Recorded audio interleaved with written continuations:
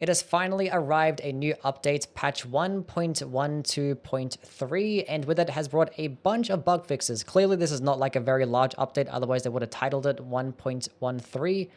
So hopefully we get another one soon, because there's basically like 0 buffs in here. Like there's like 1 or 2, but yeah, nothing really major. So don't really expect anything too much, but to get started, PvP ones, yes, Swift Slash has received a PvP nerf. Don't worry, it is the exact same in PvE. So if you actually do like to use this one in PvE, there is 0 changes. As for the general balancing adjustments, Carrion Sorcery Sword has now been buffed. This is the weapon of this is actually a weapon catalyst, is a thrusting sword that with the heavy attack you can cast sorceries. I did actually test it out. It actually is very good. At 40 intelligence, it literally ties for the best stuff in the entire game. Now at higher levels of intelligence, like 50 or 60, it's not going to outbeat things like the Carrion Regal Scepter or the Academy Glintstone stuff. Those ones are still going to be better. But just know that the Carrion Sorcery Sword is actually going to be better than most stuffs. Actually does now get an S scaling in intelligence compared to the C scaling it used to get. It actually is a very viable option now. So that's really good. The SMITHSCRIPT dagger and the SMITHSCRIPT cirque, this is the backhanded blade. Those are the daggers. They now get increased range. I did test that out a little bit. It is not that much further, but it is still going to be a significant distance in how much they do go. Change the placement of the bosses in the refights against the Golden Hippopotamus and Commander Gaius. Bosses to be in the same position as in the first fight. I'm not sure exactly what that means. Maybe they're just standing, I don't know. I really don't know what that means. Change the placement of the bosses. Who knows what that means? Anyway, bug fixes. Rolling Sparks, it got nerfed. It no longer does anywhere near as much damage. I can show you guys. I got it all here. I've been ready. It basically does like next to no damage now, if you wanted to know. Before, you used to throw it at the ground and it used to all explode. As you can see, the explosion is no longer as big. And it's doing like next to no damage. Like it only explodes once now. Before, all the explosions used to happen in one spot. Now that has happened. Why did I aggro both of them at once? Can you guys stop? But before, it used to one-shot them, and now it does about that much damage. So yeah, it's practically nothing now. It is nerfed to the ground. Unfortunately, perfumes haven't gotten like a buff to like compensate, because they're probably going to be like somewhat underpowered now. Yeah, and also fixed the bug that caused that and Wall of Spark skill to just do no damage while in certain types of special effects. Awesome. Okay, fixed the bug where some special effects in the right hand. So yeah, Discus Hurl and the Feeble Lord's Frenzied Flame. Obviously, this one is going to be more for PvP because like it just procced things like Death Blight, and that was just not good. So that's been fixed, and Discus Hurl has now been patched as well.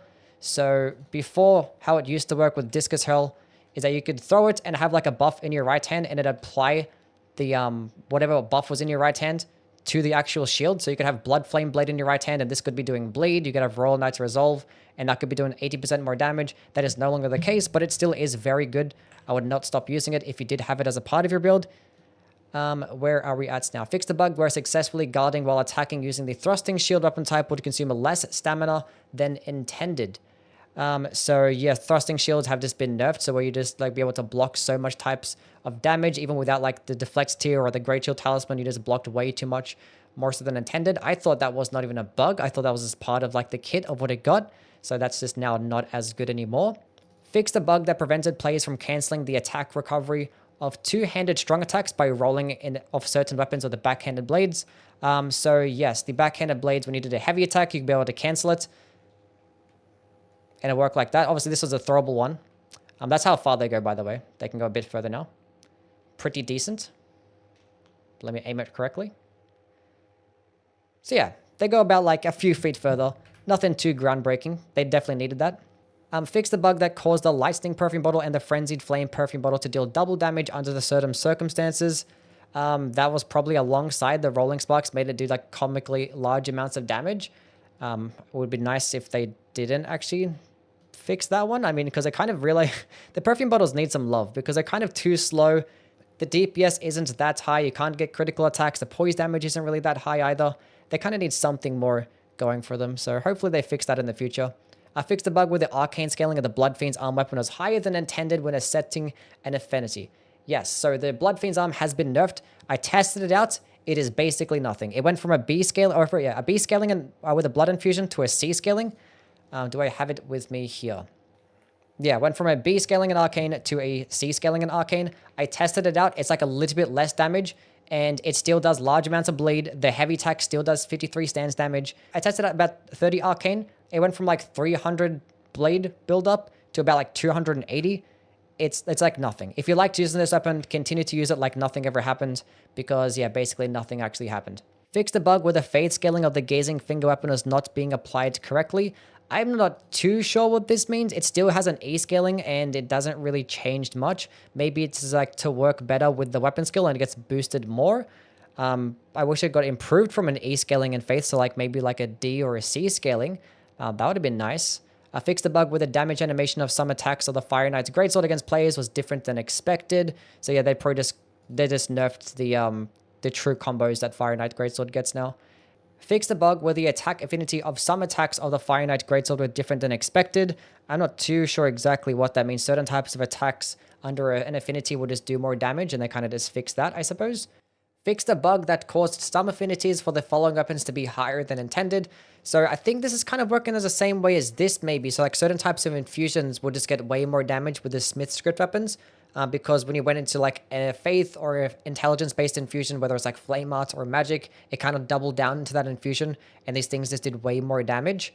And now they're just nerfed to the point where they're probably just useless, because these SMITHSCRIPT weapons had really low base damage. In all other types of infusions, they performed terribly. These heavy attacks that they get are just like gimmicky. They do bad damage, consume way too much stamina, do horrendous stance damage, and now they're at this point of mediocrity. I mean, the state of which they were in before was not good. It definitely needed to get changed to be just only viable for elemental infusions, but they need to get buffed. Like, the heavy attacks can't be as bad as they are for just being projectiles. Like, they need to work somewhat better.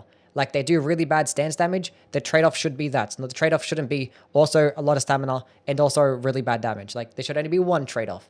That would be nice if those could get buffed in the future too. Fix the bug that caused the enemies to heal when the max HP reduction, gradual HP reduction effect applied by Black Knife Tish wore off. So enemies were healing after the Destined Death effect wore off, I suppose. I didn't know that was a thing. Fixed a bug that caused summoned NPCs to behave differently. I'm not sure what happened with this either. I don't really summon any NPCs, so I don't really know what happened in particular, but now that's fixed. Fixed a bug that's where the unblockable bite attack of the golden hippopotamus would connect players more easily than intended. They nerfed the hippo boss. The grab attack is no longer going to be as hard to dodge. Isn't that fantastic? Fixed a bug that caused text to display differently than expected. Didn't notice any of that. Several other performance improvements and bug fixes. I did fight the final boss fight. It still felt pretty laggy. There was lots of frame drops, so if you think that fixed that, it definitely did not. Possible unstable performance fixes for the PS5 version of the game. Unstable frame rate might be involved by using the rebuild database option. In some PC versions, ray tracing might be unintentionally enabled and cause unable performance. Please check the ray tracing settings. If you're having any of these problems, go consult this. I'll just link this patch notes down below. My overall thoughts is like, it's obviously needed. Some of these bugs were just like somewhat game breaking, and I suppose that it's fine. It would have been nice to have like some buffs alongside with these things. I mean, there were some. I can't really complain if there's a couple of buffs. Maybe like some to like level out the differences, because I've always thought that they just intentionally put underpowered things in the game just so when some broken stuff like seeps through the cracks, they have an excuse to like buff and nerf things at the same time, so people don't really complain as much. Clearly, that theory was dead with this update, but it is just a small update. They didn't title it 1.3, so or 1.13. So hopefully the next one brings a lot of really cool stuff, because yeah, there's a lot of like really weird bug fixes that I noticed that haven't even been fixed yet. One namely being that's the Furious Blade of Ansbach. This doesn't do bleed. It's a blood flaming spell. I'm not sure if that's a bug or not. Hopefully that gets fixed too. But I was testing out a bunch of things. Other types of bugs. Yeah, Impenetrable Thorns. This has not been changed at all. This spell is still crazy. I don't have a staff to cast it, but yeah, that hasn't been fixed. Carrion Sovereignty hasn't been nerfed either. I thought those things were going to get nerfed. There were other types of bug fixes that are really cool that I'm not going to mention just in case From Software is watching this video.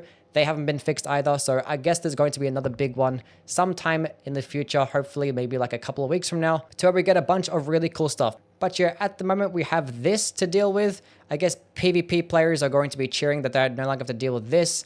For PvE players, make your intelligence builds and start using the carry and sorcery sword, because that's going to be probably the best change on this entire list. And yeah, that's basically it for this entire patch notes reading. Please do like and subscribe. And then tomorrow's video might be about the Spirit Ashes ranked. I still got to make that one. And I've got a bunch more videos coming out along the way. So yeah, catch you guys around. Bye.